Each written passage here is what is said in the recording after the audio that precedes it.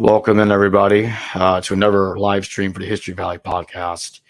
Today, Miguel Conner joins us. He is the host of the Aeon Byte podcast, and he also has his own show, Miguel Conner, the YouTube channel. All the relevant links will be in the description below. Today, we're going to be discussing his book, which is titled, here it is right here, it's called Voices of Gnosticism. We both said it at the same time. Jinx. In which he interviews several scholars like Stephen Davies, Bruce Chilton, David Fiddler, Bart Ehrman, Berger Pearson, John Turner, Leonard Thomason, Jason Bidoon, Elaine Pagels, Karen King, Jane Schaberg, I hope I pronounced that right, Marvin Mayer, and April DeConnick.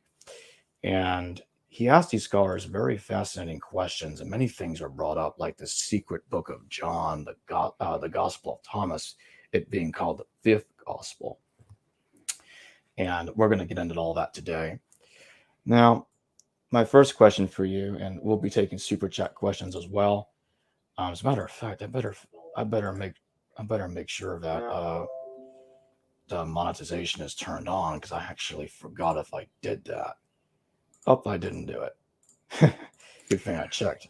Here it is. It's on now. So remember, super chat questions. I'll put the banner right here to remind everybody, as I usually do. Okay, so that takes me to my first question for you. And thank you for joining us, Miguel Conner. Pleasure is all mine.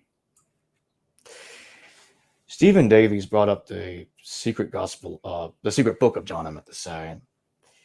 From your impression in the conversation you had with him, does he think the secret book of John is some sort of later Gnosticizing of the canonical Gospel of John, or is it simply a coincidence that it's called the secret book of John?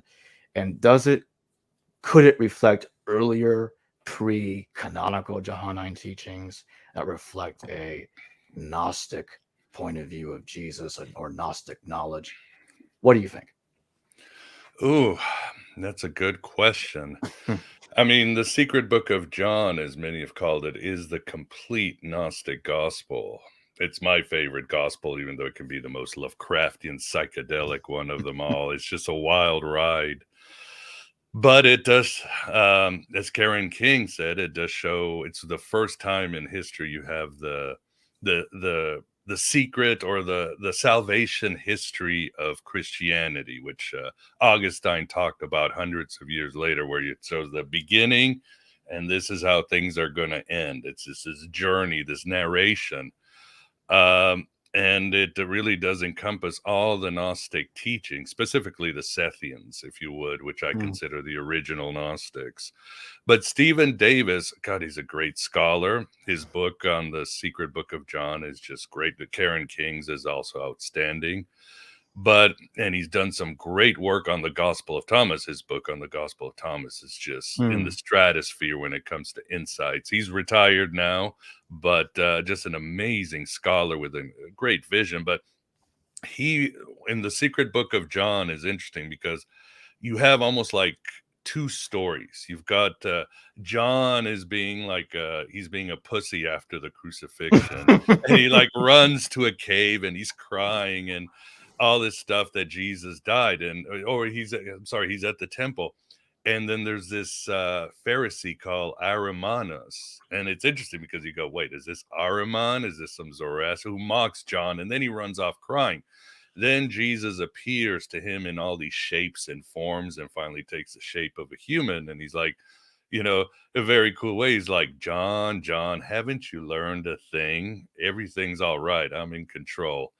And then Jesus immediately takes John through this history, this cosmology and cosmogony of the Gnostic, from the invisible spirit emanating, the pleroma, the creation of Sophia, the fall of Sophia, the creation of the demiurge, and takes John on this history. And there's pauses where John asks a question, well, what about this? And Jesus is like, no, this is what happened. Moses got it wrong.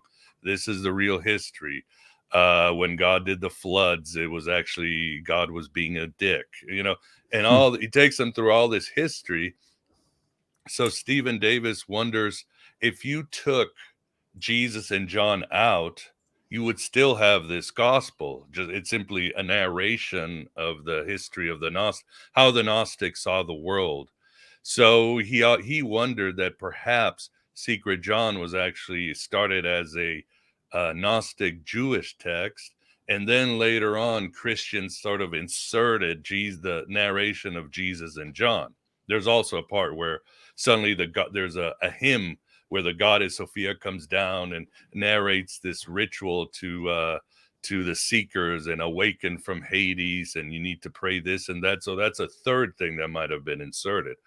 So although most scholars put Secret Book of John 2nd century, Stephen Davis makes a very good argument that it might have been a 1st century or even before, started out as a non-Christian text. So John Turner, who's also in the book, even goes beyond, and he says this might be an amalgamation of two Gnostic groups, because you've got the creation myth, and then you've got suddenly the fall of Sophia and the demiurge and the battle in the Garden of Eden. So he thinks perhaps it started out as this Barbellolites, which Irenaeus talks about, and then the Garden of Eden, Sophia, that's the Ophite. So he thinks it might have been two Gnostic groups that joined together. So there's some interesting things, and I would not be surprised if Secret Book of John was a 1st century or even earlier creation.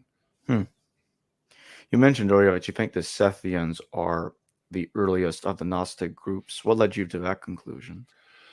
I don't, because again, I would go with Secret Book of John. I would go with something like the Apocalypse of Adam, which is a non-Christian work, and some others where you've got Sophia, the emanations, the classic Gnostic myth. And again, Irenaeus spends a lot of time criticizing them.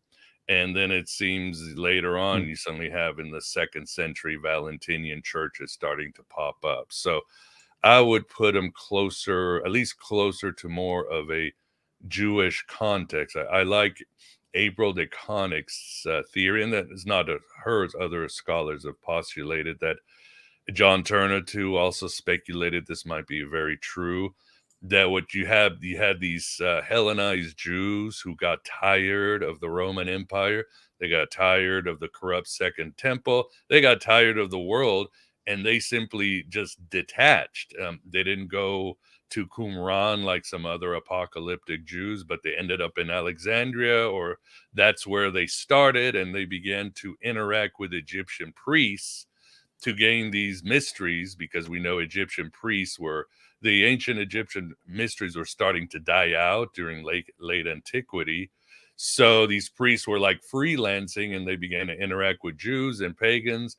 And that's how you got the first Gnostics, the Sethians, or the Christian Gnostics. And also you got the Hermeticists from there. So that's more or less where we're at, or that's where I think is the closest model that works for me. April de Connick made an interesting point in the interview you did with him, in which he states that Yahweh was the astral Lord.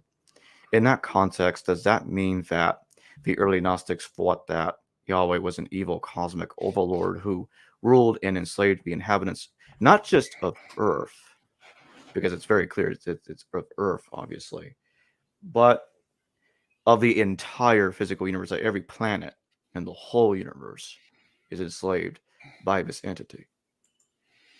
Yeah, for sure. I mean, as April de Connick points out in her book, The 13th Apostle, there is a god, sort of a tyrant god in Egyptian lore called Chernubis. In fact, when you see the internet, a lot of these old images of the demiurge, the lion head and the serpent, it's actually not Yaldabaoth, it's Chernubis.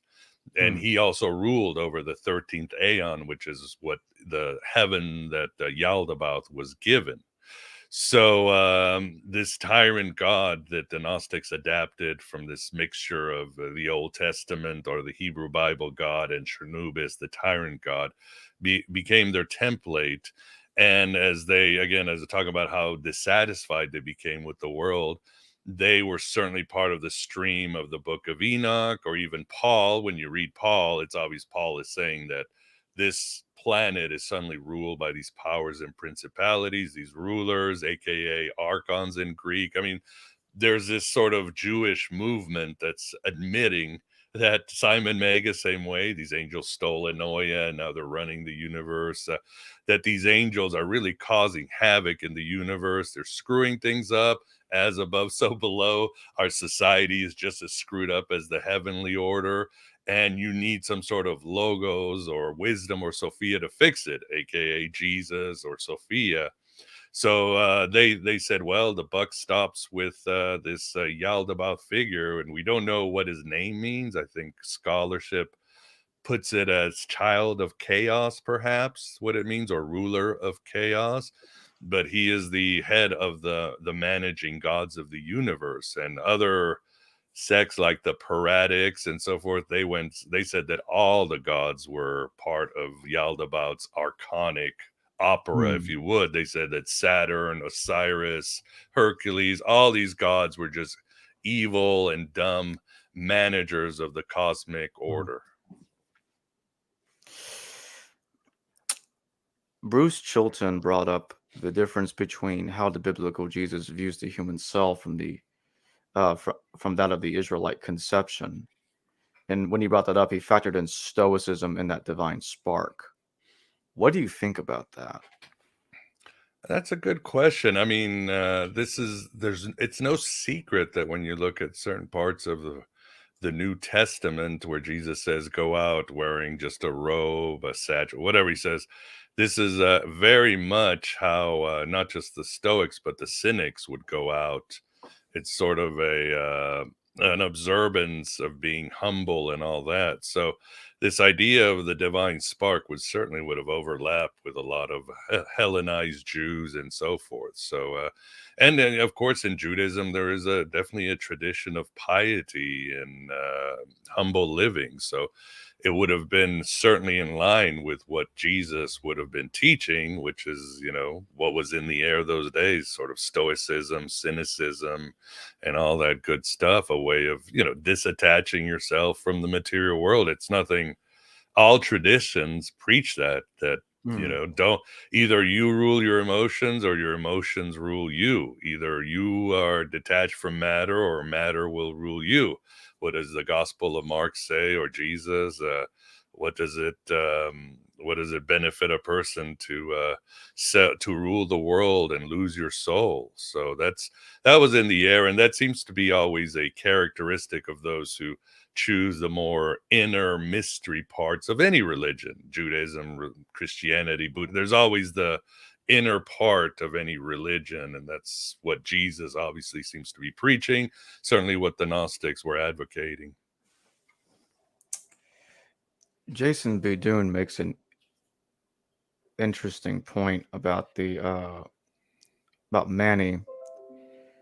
It says he was saying that Manny looked at animals and plants to be endowed with the same divine soul as humans, whereas in Gnostic systems, with few exceptions, there tends to be a disparagement of all non-human creation as somehow less of an ideal or even um, malign in some ways. But obviously, Manichaeism drew upon some of the antecedent, Gnostic ideas and concepts in the same way that it drew on antecedent Jewish concepts, Buddhist concepts, and Zoroastrian concepts. So, could you explain to the audience, like, what he meant by that? Well, Manichaeanism is one of the most remarkable religions. It was really some say the first global religion. It became the state religion of the Persian Empire for a while. And it's just this it's very Gnostic core, but it is uber syncretic. I mean, Mani saw himself as the paraclete. He says that he's the one that people have prophesied about. It wasn't Muhammad. And he even said that he was superior to the ones under, and he mentioned Zoroaster, he mentioned Buddha. Even today there are temples that are there in that honor Mani. He was once worshipped there. In fact, the Uyghurs who are being persecuted in China, there was once a Uyghur empire, and it was Manichaean for many generations. So it was this remarkable religion that really took over the world And eventually it was crushed by Islamic powers, by Buddhist powers, by Christian powers like the Byzantine Empire. But it was remarkable because we're talking a religion that was completely modest, a religion that was completely pacifist, but it was very elegant, it was very mystical, and it really resonated for people from Europe all the way to Asia, all the way to India. And people have said throughout the years that Manichaeanism, the term Manichae, it's dualist, dark and light, it's pessimistic. But the Manichaeans, and some have said they influenced the Cathars and the Bogomils later on, but the Manichaeans were really one of the most, I say, positive religions, because in Mani's theology, there was no such thing as light and darkness or matter and spirit. There was only light and dark. That was the duality. And the entire universe was a mixture of light and dark, very much like the Indian legend of the Purusha, or the Orphic legend of how Dionysus gets eaten by the Titans, and then Zeus throws a lightning bolt and the Titans explode. He keeps the heart of Dionysus, but the essence falls into earth and creates earth. In the Manichaean Lord, that's what happened. You have the first man who gets swallowed by the darkness, and he does this like bomb thing. He detonates some spiritual bomb, and darkness explodes, but his essence fall. And now all this universe is about separating the light to go back to the pleroma, and the darkness to remain where it is. And the Manichaeans, despite sometimes very hardcore cosmologies, almost very pornographic, where the Lord of Light or the goddess can trick the archons into ejaculating, and part of their seed, the light, goes back to the world, and all these, you find that in Gnostic lore too, with the Barbellites. But this religion was very elegant and very beautiful. The Manichaeans were probably one of the most eco-friendly religions you'll ever meet. I mean, Mani said that every god is in every blade of grass, and the Manichaeans would not walk on grass because they felt that they would be hurting. Everything was sentient and alive, and everything had to be respected. They would not eat meat. They would, again, they were pacifists. They felt that the only way, like the Jains of India, the only way to eat was to have the trees offer their fruit down. They would not pluck tree. Augustine makes fun of them because he was a former Manichaean, and he says how pacifistic they are. And then he says it's silly because the Manichaeans thought that if they got a fruit, one of their meditations was to eat the fruit and meditate, that the goodness would come out and the darkness would come out, would go down as, feces or urine. And Augustine is like, oh, look at these Manichaeans burping angels. So, but he knew the religion, and he knew how successful they were, and he knew how it was really a very pacifist, beautiful religion. In fact, Mani himself said that human beings are the most irredeemable animal in the whole world. We are the ones who need the most help from Jesus, from Zoro, from Buddha, from the messengers of light, because we are really when it comes to morals and empathy, we're at the bottom of all other animals. So it's a fascinating religion that, unfortunately, like I mentioned, they were pacifists, so they never, as successful as they were, when somebody started bringing down the hammer, they had nothing. They couldn't defend themselves. When the Gospel of Thomas is brought up as the fifth gospel, I remember that Cyril of Jerusalem made an argument. Well, not an argument. He claimed to know that Thomas, not Thomas, the disciple, but Thomas, a disciple of Mani, not the famous one in the Gospels, was the author of the text in some point in the mid-3rd century. What do you think about that? And in light of someone like Elaine Pagels, whom if I remember correctly, she made an argument. I think she thinks that Thomas is the Q document, or pretty close to it, and she thinks it's 1st century. What do you think about that? That's possible. Again, I know As you know, the Q theory is still hotly debated, and some are for it, some are against it. Some have said Thomas came from it. I think Stephen Davis, I think he sticks with probably first century. Some have said it might be even older, that it was originally a non-Christian, just wisdom sayings, Jewish and pagan wisdom sayings that was circulating in the air, and Jesus got tacked on. Mark Goodcare, he has a great argument that he argues that Thomas used to have a narrative and a story, but then it didn't survive, or the sayings got pruned out slowly and mixed in with the canonical gospels. So there are theories out there on what it is. But again, it's hard to say exactly. Well, it's hard to say with the Gospels exactly when they came out. We are speculating here. I mean, obviously, the Irenaeus, I believe, quotes the Gospel of Thomas and some church fathers. So yeah, by the second century, Thomas was circulating and known to Christian communities. That's for sure.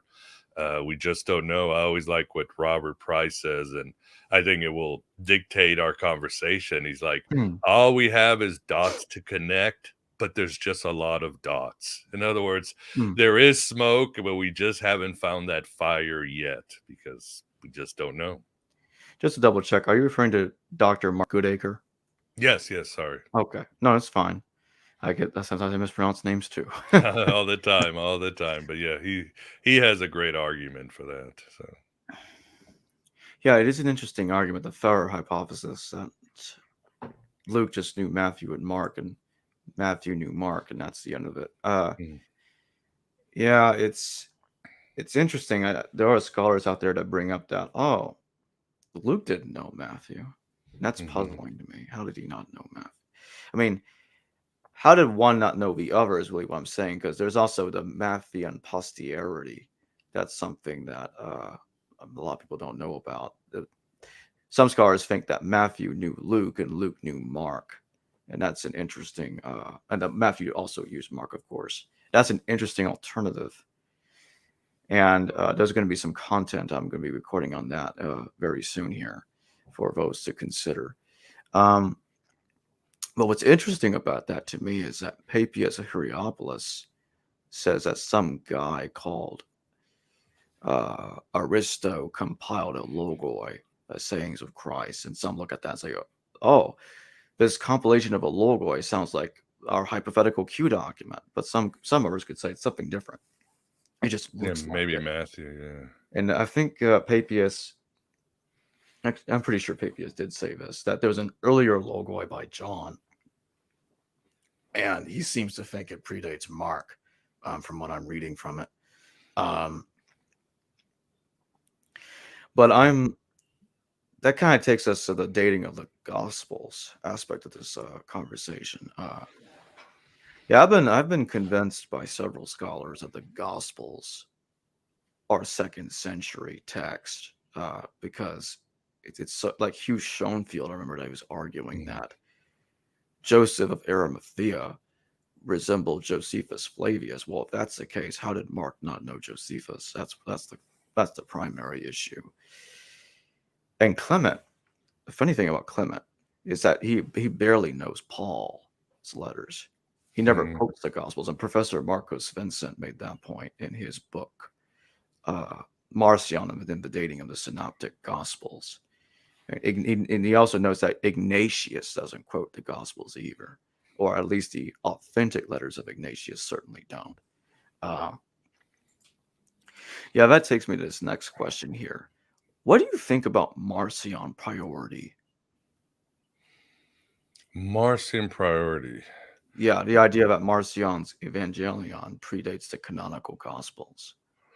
I would say so. I think scholars have made a good argument. I mean, I know what Tertullian says that. Yeah, what does he say that Something about the apostles.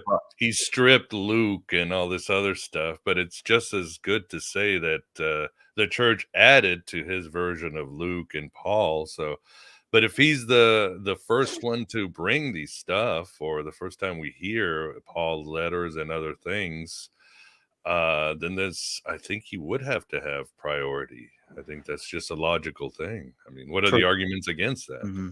Tertullian also contradicts himself, and he states that Marcion thought there were 4 documents that are alleged to have been written by the apostles that plagiarized his gospel. Like, okay, so that's obviously, I think, referring to our canonical gospel. So how does Marcion know Luke unless he's time traveling, which is absurd. Unless unless Tertullian's mixing things up on purpose. In reality, Luke knew Marcion, because Luke sounds like it's a longer version of Marcion's gospel. I know that Dr. Price talks about this. Some others just think that the Gospel of Mark was the original Gospel of Marcion, and if Acts is in the 2nd century, doesn't that put Luke in the 2nd century if it's the same author? So, and he mentioned some Bishop Theosophus at the beginning. I forget the name, but historically, this dude was in the 2nd century. So very curious. Too. Yeah, very curious. Theophilus of Antioch. That's it. Yeah, and he's writing. He becomes bishop shortly after Papias' death, and now some scholars try to say that Papias is early 2nd century, but I don't see any basis of that. It seems arbitrary to me, and scholars, they try to assume the earliest dating of the text is correct. So therefore, the rest of this stuff we see here that contradicts it must be wrong, and that's really puzzling to me. But yeah, there's something here that Jane Skalberg brought up. I find to be very interesting. She was saying, so that to me that echoes the 2 Kings story where Elisha, a disciple of Elijah, is trying to follow him, trying to, in a way, hold him back. But then he witnesses his ascent, and in the Elijah story, Elisha receives a double portion of his spirit, his prophetic spirit. So I think that last part is left out in John 20. Reading that indicates that Mary Magdalene would be a successor of Jesus, and she is the witness of his ascent. For sure. Yeah, Jane Schauberg, her book, The Resurrection of Mary Magdalene, is such a good book. She deals with Mary Magdalene all throughout history, and she makes a good argument. I know some have said that, in the Gospel of John, when Jesus says, "Don't touch me, my time hasn't come," whatever, the word is actually don't cling to me, don't get dependent to me. In other words, he's telling her, don't, my time's up, you need to stand on your own, and so forth. And obviously, the Gospel of John, it was the Valentinians who first wrote commentary on it. It was very embraced by the Gnostics, and Mary Magdalene was considered texts like the Pistis Sophia, Dialogue of the Savior. She is pretty much the Gospel of Philip. She is basically his second in command, if you would. She is as the Dialogue of the Savior, or Jesus says, she is the woman who knew the all, or the woman who understood completely. She's the only one who gets Jesus and his gnosis. So she was an important figure and probably some sort of community leader. I mean, you don't write a gospel over a person in those days, considering how expensive and how much you needed a community around a gospel, unless that figure was really honored and important. Marvin Mayer brings up that now in the case of the Gospel of Judas, the quality is perhaps a bit more obvious and a bit more substantial, because finally here we have to do with stories about Jesus and Judas Iscariot and the disciples. It all kind of leads off to the handing over of Jesus toward the end of his life, but still that essential part, the core of the text, seems to represent that kind of pattern, namely a Jewish revelation that is not as dualistic as some of the other examples that we have of Sethian thought. There seems to be a kind of gradual evolution or de-evolution of the light above, the spirit above into the realms below, down into this world, with what seems to be a gradual diminution of the light. Yet at the same time, the implication of the text is that Judas and all of us may be seen as people who can have a spark of that light within us. We just need to allow that to come to expression. Marvin Meyer. Yeah, fascinating. these scholars want to try to make the Gnostics into some nice New Age guys. I wish they would stop. And don't get me, Marvin Meyer was a brilliant scholar. Rest in peace. He left us way too early. I miss him to death. Jane Schauberg passed away too, way before her Wow. time. So very That sad that sucks. some of these scholars in the book are no longer with us. But having Mm. said that, I know when the Gospel of Judas came out, there was this sort of a rush to match it to Nikos Kazantzakis' Judas or something like that, where Judas is the good guy, or the Passover plot where he's helping out. But there is still a debate because it came out the National Geographic view on Judas as sort of the necessary villain or fallen hero, or but all that. But April DeConnick argues that no, Judas is not the good guy. In fact, he's a manifestation of the demiurge on earth, because Jesus specifically tells him, you, after this in the story, Jesus says, I have taught what I can teach, and now I need my body to be destroyed so I can go back to the pleroma, and Judas will help me. He tells Judah, you shall be a star. But the problem is that he tells Judas, you're going to be the 13th Aeon. He's going to be in the 13th heaven, which is the ruling star of Saklas or Yaldabaoth or Samael that you have. So April DeConnick says, no, Judas is actually a demon trying to thwart Jesus. But, and we still have arguments on translations. Unfortunately, there's a lot of the text that's been damaged. But lately, I think Dr. David Brackey says, look, whether it's good or bad, we know that Judas is going to be the god of this universe. That's his reward. And the text says eventually Saklas at the end of the time kind of like goes all Lovecraftian, and he devours all living creatures and sort of destroys himself. Judas is going to be the next god of the next universe. You know, like the Hindus, there's going to be an ending and something's going to start over again. Is Judas like the Yaldabaoth Jr. or something? Yeah, or a manifest. According to April DeConnick, he is. If Yaldabaoth took a form on Earth, it would be Judas, and he's there trying to screw with Jesus. So he's not there. Marvin Meyer's no, because he thinks no. They get into this argument of when terms became negative, like when Damon became negative, when the 13th Aeon. But April DeConnick says no. To the ancients, the Egyptians, and the early Christians, or the Gnostics, the 13th Aeon is always bad. By the 2nd century, the term daemon had gone from being a positive term to an evil term in Christianity. So, but David Brackey has kind of a middle path to it. Like, we don't know. You know, Judas is going to be God. He's going to rule the universe. Maybe he'll be better than the demiurge. Maybe not. Kind of reminds me of what Irenaeus was saying, that there are some Gnostic groups that thought it was Simon of Cyrene that was crucified instead of Jesus. Then there's the Gospel of Barnabas, which is way later, that says, well, it was actually Judas himself that was crucified and not Jesus. Does this, like, the Gnostic thought that Judas is Yaldabaoth Jr. and Jesus is the son of a different god, could this be represented in the crucifixion robbery in the Gospel of Barnabas? Oh, it was really Judas that was crucified. It wasn't Jesus. Could be. I mean, obviously the Gnostics didn't take that much of a issue with the crucifixion, so it's not really a primary theology or belief or relevant, but it was part of the narrative going around there. I mean, the Apocalypse of Peter, some of the later translations has it is the firstborn, which is the Coptic term for Satan, who gets thrown on the cross and Jesus is laughing on the side. The Acts of John obviously says it was a simulacrum that was I mean, these ideas. Basilides said that no, it was a phantom. Oh no, it was Basilides who said Simon Cyrene was crucified.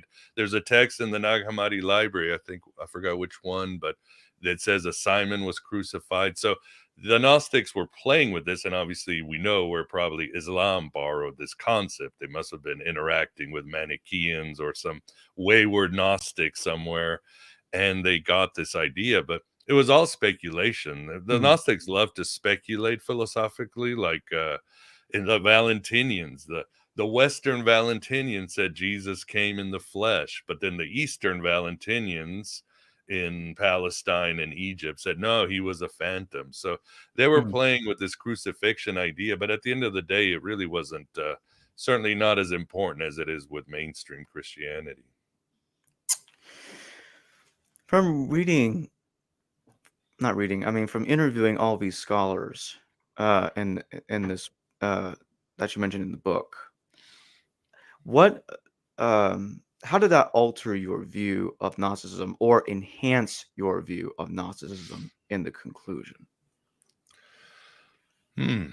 That's a good question. I mean, I'm so like you, I'm so appreciative when these scholars can take the time to come on the show. And Right. when I do these interviews, we're talking, this was not the age of podcasting. Getting a podcast together was hell. I mean, they had to use phones. We didn't have all these platforms. There was no iTunes. It was Yeah. for them to come. I'm really appreciative, and the hard work they did was great. I would say at the end, I would say my only beef, and I still have this beef today, is the lack of astrotheology. I think Mm, that's the one thing that I still get I don't know, upset about, but they missed the mark. Like, for example, last summer, Jacob, I interviewed Dr. David Brackey, and I mm, asked him, what's the 180-degree turn you've had on Gnosticism? And he said, the stars. He said he should have, when he realized how dependent the ancients, and this is Jews, pagans, Gnostic, on the stars, the astrotheology, how everything was dependent on the stars.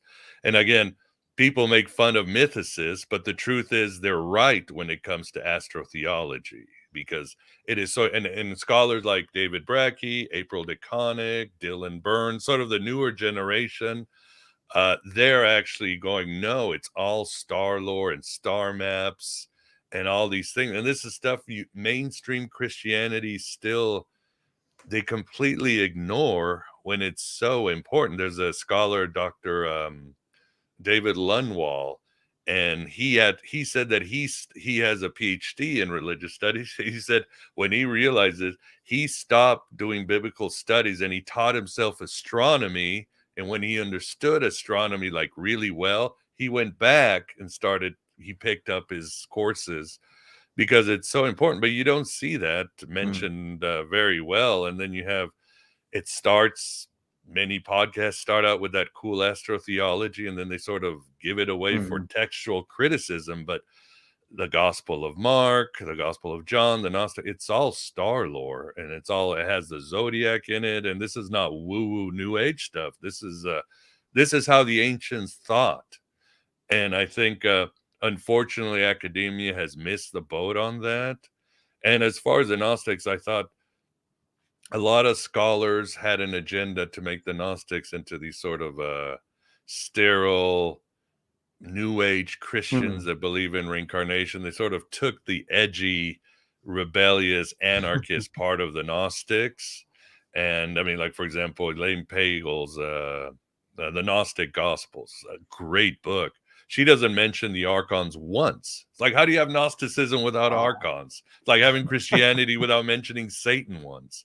So they wanted to sterilize a lot of these scholars because it was a good way to kind of punch Orthodox Christianity, say, hey, not all ancient Christians were like you and all crazy and apocalyptic and, didn't believe it, and intolerant. But I felt they went a little too far. The Gnostics were very radical. They were into star maps like the ancients.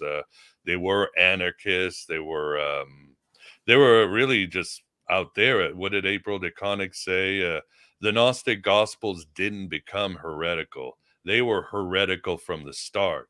As soon Mm, as you start saying that the gods of this world are insane, that they're demons, that they're representatives in the temples and the churches and the government buildings are all in control of these demons, these crazy gods, that reality is a construct, is a simulation, that's radical from the get-go.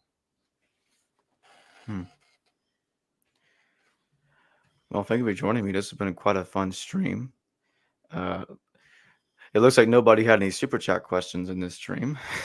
Yeah, it looks like we don't got much of a crowd. Sometimes that happens. Oh, But I yeah. know the drill. I know Yeah. the drill. But thanks for joining me once again. Yeah, it's a lot of fun anytime. Yeah. Hello, viewers. Thanks for watching this video from the History Valley YouTube channel. Please don't forget to subscribe and hit the notification bell. And if any of you wish to further support this channel, please consider checking out this channel's Patreon page and becoming a patron, and or donate through PayPal or through Super Chat during a live stream. Thank you.